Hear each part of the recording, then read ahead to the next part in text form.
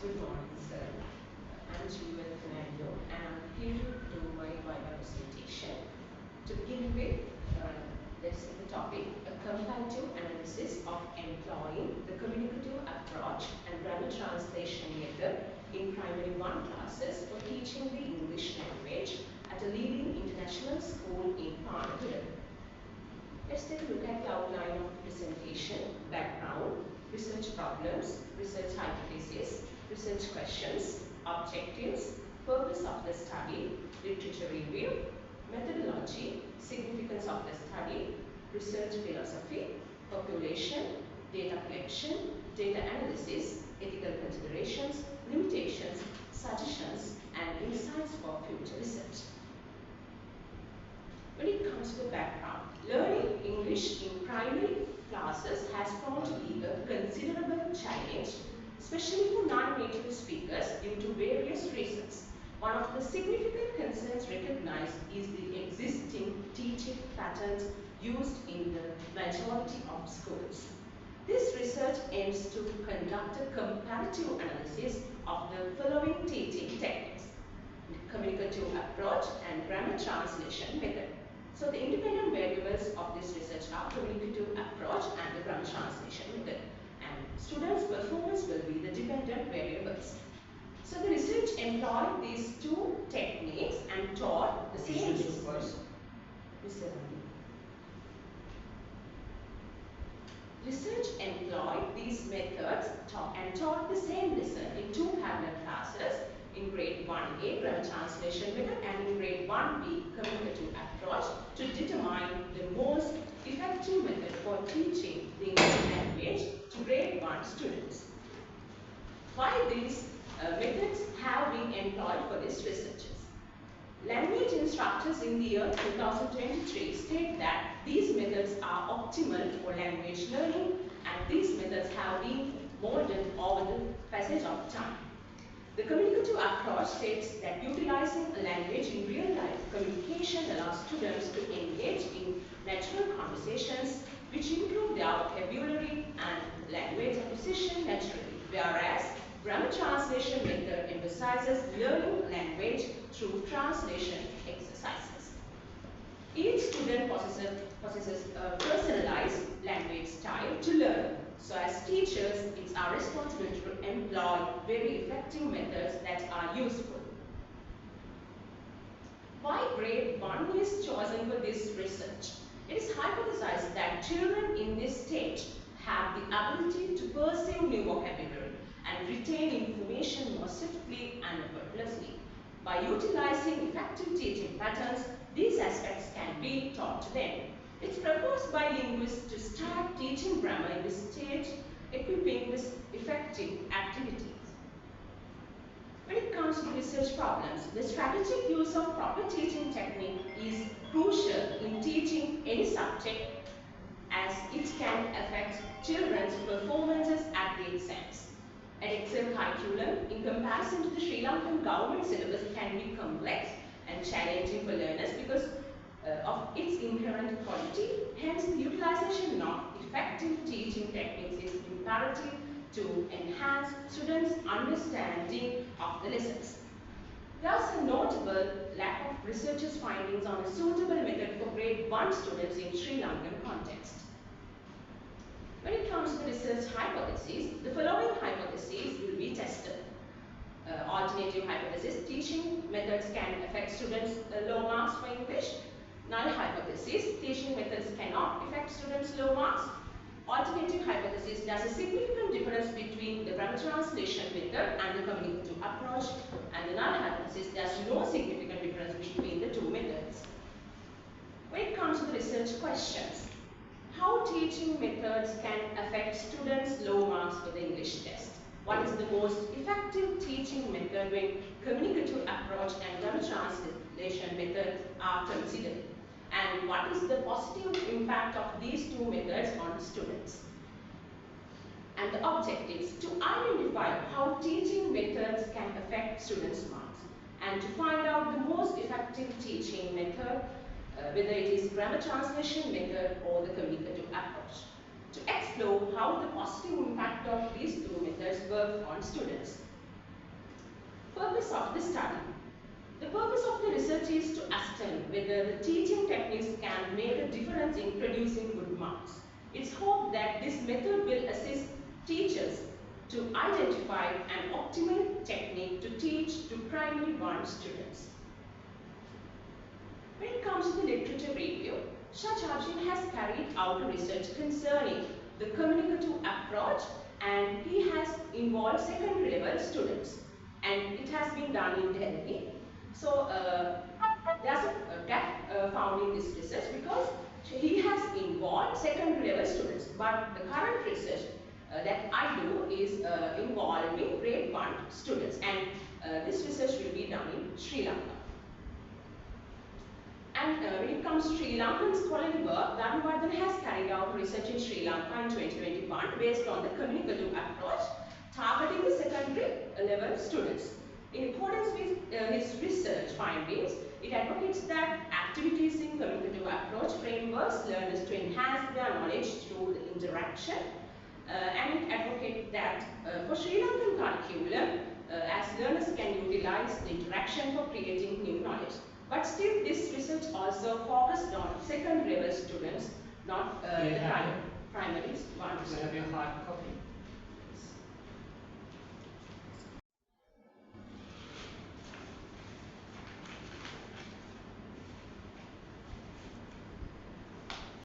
Dhanuvardhana's research also, it presents a gap because he has involved secondary level students, not the primary 1 students. So the current research wants to explore about teaching methods that are suitable for primary 1 students.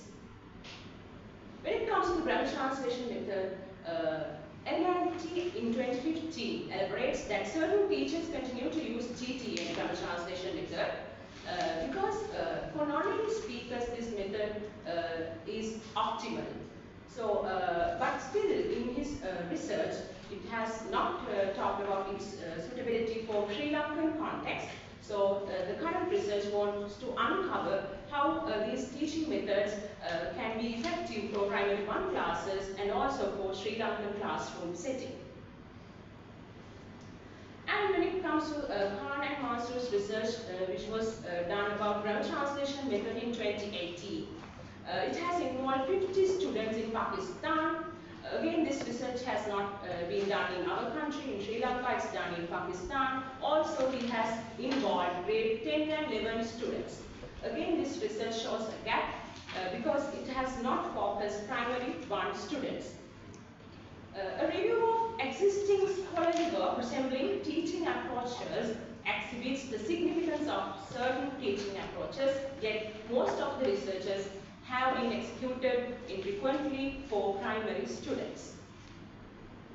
When it comes to the methodology, this research quantitative methodology was employed involving a sample size of 50 students in 2 parallel classes within the same grade. Data for this research were collected from a leading international school in Panadura. A pre-test was conducted to evaluate their prior knowledge, and post-test was conducted after the intervention, and their marks were recorded for analysis. After the analysis, the students' marks were compared across both the parallel classes and were used to determine which class has achieved the highest average. The research aspired to utilize descriptive statistics to test the hypothesis include. Go ahead. There are a few similarities and dissimilarities in students of both the classes. In primary 1A, where GTM was implemented, there was a commendable engagement of students during the teaching session compared to primary 1B. The students in primary 1B were silent, however they used to give the answers accurately when required. Primary 1B, where the communicative approach was included, students were very verbose compared to primary 1A class, and the majority requested the opportunity to perform the role play activity despite the fact that it was planned to select students randomly. They all were between the age of 5 and 6 years. In addition, they were both high achievers, also the slow learners in the class. With regard to their academic background, both the classes consist of nearly 50% of girls and 50% of boys. However, from a demographic perspective, most of the aspects appear to be similar. When it comes to the quantitative data methodology, the research has employed a quantitative method to analyze data in the research due to the fact that it relies on numerical data. It is presumed that the quantitative method aligns with the research as the research tends to compare the students' marks across two classes to find out the highest average. The students' marks serve as the primary quantitative facts that were analyzed and compared in the research. Significance of the study.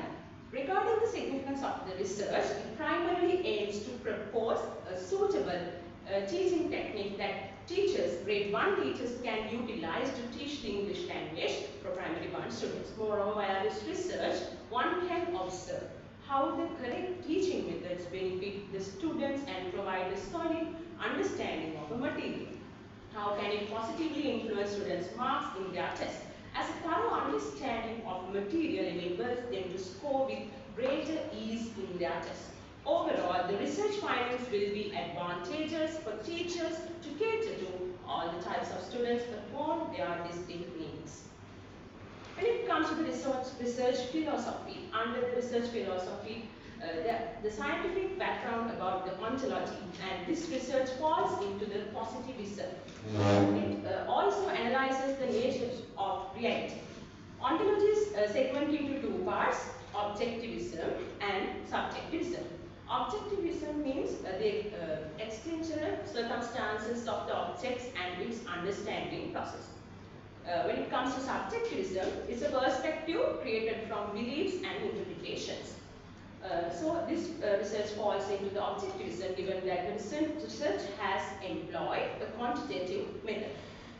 The research aims to collect students' marks from a leading international school in Sri Lanka, and the key numerical data and the form of data is observable and measurable.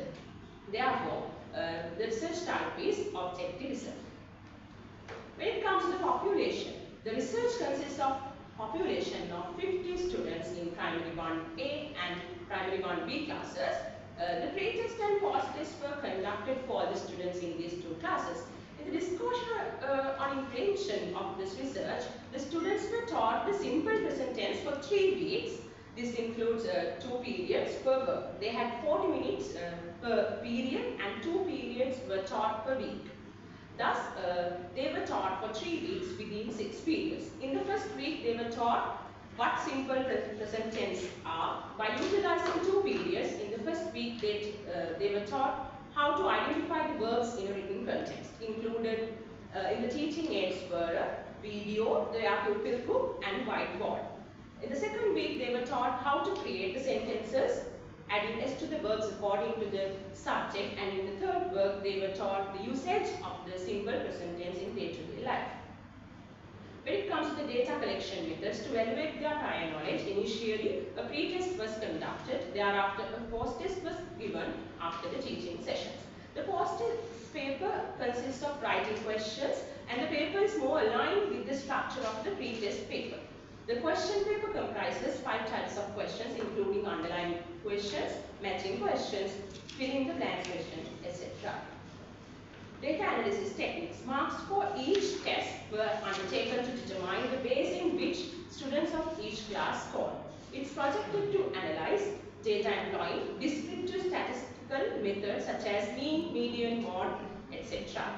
Prior to conducting the post-test, for a duration of 3 weeks, the researcher taught the lesson simple present tense for 2 classes employing the target 2 methods. When it comes to the data analysis of grammar translation method, pre-test and post-test, in reviewing the pre-test marks and post-test marks of primary 1 in class, it indicates a significant difference with a p-value of 0.1. If a value is less than 0.05, it emphasizes a significant statistical value in evidence. So it shows that applying a method can affect students' mark when we compare the pre-test and post-test marks in the grammar translation method. When it comes to the communicative approach, pre-test and post-test, again it shows a p-value, a significant p-value which is less than 0.05. Again it shows that applying a method can affect students' marks. And the final stage, comparing these two methods, grammar translation method and communicative approach. So according to the data analysis, it shows that grammar translation is in lead with a standard deviation of 4.966. Again, a t-test done to compare the two methods, and it shows there are significant difference between the two methods. When it comes to ethical considerations, the approval was secured from the deputy principal and the sectional head and the class teachers of the school prior to the research. In the context of data privacy, it has been collected solely their marks, and it lacks relevance to any private details of the students, and they were just marks obtained by students. Limitations. The research has employed small kids, primary kids, as the population. Therefore, data collection methods such as questionnaire and interviews are often regarded as complex. The teaching sessions were limited to 3 weeks due to the abbreviated time constraints imposed by the research. In light of the geographical limitations, this research is confined to the population of one of the schools in Panadura. This is also due to the brevity of the research period. This may lead to the limit of the applicability of findings to other schools. When it comes to the findings, incorporating grammar translation method exercises, when students have lesson topics such as grammar components fundamentally, and use the communicative approach with the focus is to improve their speaking fluency. However, employing both the methods can be beneficial depending on the syllabus. Particularly in Sri Lanka, the English language begins to be taught to students from grade 3 upwards. Thus, in setting characterized as this, utilizing grammar translation method would be optimal, and in contrast, to facilitate their speaking abilities, it's advisable to add some activities from the communicative approach as well. Insights for future researchers. Future researchers can direct their attention how technology can be incorporated to teach the English language along with these methods.